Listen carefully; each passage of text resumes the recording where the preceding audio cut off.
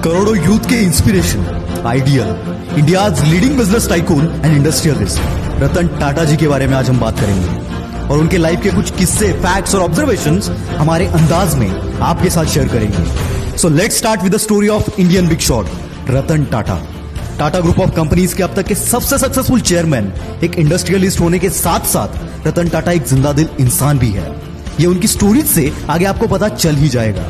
इस दुनिया में ऐसा कोई बंदा नहीं जो इन्हें पसंद ना करता हो। बचपन में ही इनके माता पिता का डिवोर्स हो गया। उसके बाद रतन टाटा अपने दादी के साथ रहने लगे।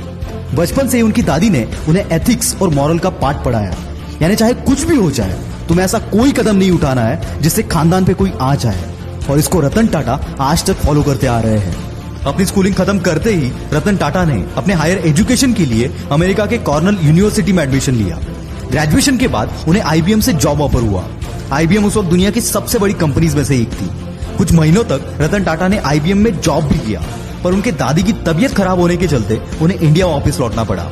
वापस आते ही रतन टाटा टाटा स्टील्स में काम करने लगे, पर यहाँ काम करने में इनका दिल नहीं लगा। जब रतन टाटा ने ये बात जेआरडी टाटा से कही, तब उन्होंने नेल्को कंपनी संभालने का काम रतन टाटा को दे दिया।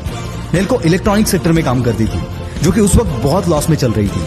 और यहाँ आता है ट्विस्ट। नेल्को टेक ओवर करने के बाद कंपनी में हो रही गलती को ढूंढने के लिए रतन टाटा ने कंपनी को एनालाइज करना स्टार्ट कर दिया, और एनालाइज करने के बाद ग्राउंड लेवल से लेकर टॉप लेवल तक उन्होंने चेंज लाया। रतन टाटा की लीडरशिप में कुछ ही सालों के अंदर नेल्को के सारे डेब्ट्स क्लियर हो गए और नेल्को फिर से एक प्रॉफिट मेकिंग कंपनी बन गई। 1991 में रतन टाटा की असली जर्नी शुरू हुई, जब वो टाटा एंड सन्स के 5th चेयरमैन बने। जब रतन टाटा चेयरमैन बने, उस वक्त कई सीनियर्स का मानना था कि रतन टाटा इस पोस्ट के लायक नहीं है, पर जेआरडी टाटा ने किसी की ना सुनते हुए रतन टाटा को चेयरमैन बना दिया, और यहाँ से शुरू हुई रतन टाटा की लीडरशिप की जर्नी। रतन टाटा पहले से ही विजनरी थे, और अब तो उन्हें मौका मिल गया था अपने विजन को इंप्लीमेंट करने का। अपने विजन, डिसीजन और मेहनत के दम पे रतन टाटा ने टाटा सन्स की सारी कंपनीज को प्रॉफिट मेकिंग कंपनीज बनाया। रतन टाटा विजनरी होने के साथ साथ मास्टर कम्युनिकेटर भी थे, जिससे वो अपने आइडियाज और अपने विजन को सही तरीके से दूसरों के सामने रख पाते थे। रतन टाटा की सबसे बड़ी खूबियों में से एक ये थी कि उनके साथ जो भी काम कर रहा हो उनको देखकर इंस्पायर हो जाता था, जिससे दूसरों के अंदर एक सेंस ऑफ कैपेबिलिटी पैदा हो जाती थी कि मैं ये काम आसानी से कर सकता हूँ, और ये एक ग्रेट लीडर की निशानी होती है। 1998 में रतन टाटा ने कोड ऑफ कंडक्ट इंट्रोड्यूस किया, जिसके मुताबिक हर टाटा एम्प्लॉय को सेम रिस्पेक्ट मिलेगी, चाहे वो एक पियोन हो या कोई एमडी। बहुत सारे बड़े पोस्ट पर काम करने वाले लोगों ने कोड ऑफ कंडक्ट को साइन करने से मना कर दिया, लेकिन रतन टाटा ने हार ना मानकर आखिरकार सबसे ये कोड ऑफ कंडक्ट साइन करवा ही लिया।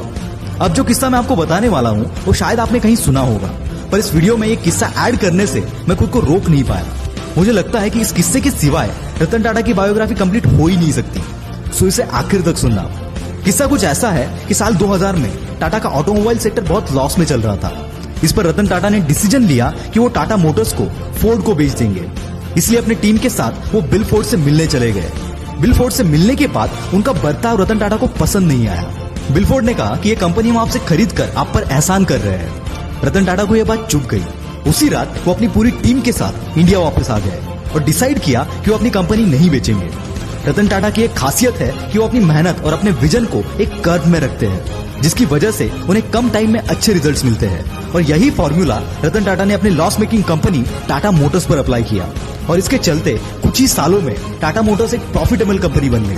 और 2008 में ठीक 8 साल बाद फोर्ड मोटर्स का दिवाला निकल गया।